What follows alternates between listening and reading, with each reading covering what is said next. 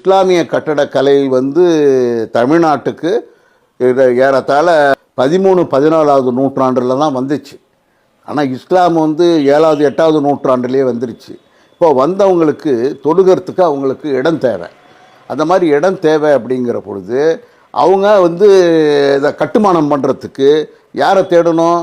அந்த காலத்து கொத்தனார்களை தேடணும், கட்டட கலைஞர்களை தேடணும். அந்த காலத்து கட்டட கலைஞர்கள் பூராவும் இந்துக்கள். அவங்க எல்லாம் கோயில் கட்டுறவங்க. கோயில் கட்டுமான கலைகள் தான் அவங்களுக்கு தெரியும். ஆக அவங்கள்ட்ட வந்து இந்த மாதிரி பள்ளிவாசல் கட்டணும் அப்படிங்கிற பொழுது நாங்கள் கட்டித்தர்றோம் அப்படின்னு சொல்லிட்டு அவங்க வந்து அந்த திராவிட கட்டடக்கலை பாணி அப்படிங்கிறது இந்து கோவில்கள் எப்படி இருக்கோ, எப்படி கட்டப்பட்டிருக்கோ தமிழ்நாட்டில், அந்த கலை அம்சத்துக்கு பேர் திராவிட கட்டடக்கலை. அந்த திராவிட கட்டடக்கலையிலேயே நீங்கள் கட்டுங்க, ஆனால் உருவங்கள் எங்கேயும் இருக்கக்கூடாது. இப்போ நீங்கள் ஒரு கோயிலுக்கு போனீங்கன்னாக்கா ஒரு தூணை எடுத்துக்கிட்டீங்க அப்படின்னு சொன்னால் அந்த தூணில் ஒரு பாம்பு இருக்கும், இல்லை வந்து ஒரு அந்த அவங்க வழிபடுற ஒரு கடவுளினுடைய உருவம் இருக்கும், இல்லை ஒரு பெண் கடவுளினுடைய உருவம் இருக்கும், இந்த மாதிரி இருக்கும். ஆனால் இங்கே அந்த உருவங்கள் தவிர்க்கப்பட்டு மற்ற இந்த திராவிட கட்டடக்கலை பாணியிலேயே நிறைய பள்ளிவாசல்கள் கட்டியிருக்காங்க.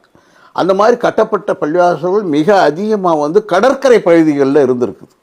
கடற்கரை பகுதிகளில் ஒரு காலத்தில் அந்த மாதிரி நிறையா இருந்தது பூராவும் 15வது நூற்றாண்டில் போர்ச்சுகீசியர்களுடைய வருகை போது அவங்க இந்த மாதிரி நிறைய முஸ்லீம்களை வேட்டையாடுவதற்காக நாங்கள் இந்த இந்தியாவிற்கு வந்தோம்னு டிக்ளேர் பண்ணிக்கிட்டு வந்தான் அவன், போர்ச்சுகீசியர்கள். அதனால் அவன் வந்து இந்த அந்த முஸ்லீம்களுடைய வழிபாட்டு தலங்களை பூராவும் முடிஞ்ச வரைக்கும் எல்லாத்தையும் இடித்து தள்ளினான். நிறைய இடங்கள் வந்து அந்த பள்ளிவாசல்கள் வந்து மாற்றப்பட்ட வரலாறுகளும் உண்டு, அதுக்கு சாட்சிகளும் இருக்குது. அதை அவங்களே எழுதி வச்சுருக்காங்க. அதான் ஒரு பெரிய வேடிக்கை. நாங்களே இந்த மாதிரி வந்து செஞ்சோம் அப்படின்னு சொல்லிட்டு எழுதி வச்சுருக்காங்க. அவங்களுடைய வரலாற்று குறிப்புகள்லேயே அது வருது. அதிலேருந்து மிஞ்சினது போக உள்ள பள்ளிவாசல்களை ஒரு சில பள்ளிவாசல்கள் காயல்பட்டினத்தில் நிறைய ஏறத்தாழ கிட்டத்தட்ட வந்து ஒரு 12-13 பள்ளிவாசல்கள் எல்லாம் இருந்துச்சு. அது மாதிரி கீழக்கரையில் இருக்குது.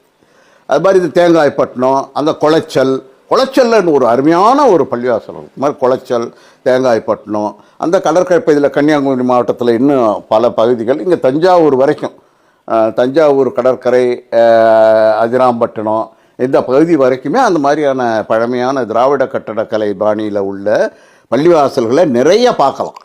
ஆனால் துரதிருஷ்டவசமாக என்ன காரணத்தினாலோ நம்ம மக்கள் பூராவும் நிறைய இடங்களில் எல்லாத்தையும் மாடர்னைஸ் பண்ணி இப்போ காயல்பட்டினத்துலலாம் எந்த பழமையான பள்ளிவாசல், எல்லா பழமையான பள்ளிவாசல்களையும் மாடர்னைஸ் பண்ணிட்டாங்க. அந்த பழைய ஸ்ட்ரக்சரே கிடையாது. அதிர்ஷ்டவசமாக நான் வந்து 1990லேருந்து 2000 வரைக்கும் ஒரு பெரிய ஆய்வு பண்ணினேன் இந்த தமிழ்நாட்டு இஸ்லாமிய கட்டடக்கலையை பற்றி. அப்போ நான் எல்லாத்தையும் புகைப்படம் எடுத்து அதை ரெக்கார்ட் பண்ணியிருக்கேன். அதை இப்போ போய் பார்த்தீங்கன்னா நீங்கள் அங்கே இருக்காது, அந்த பள்ளிவாசல்கள்லாம் இருக்காது.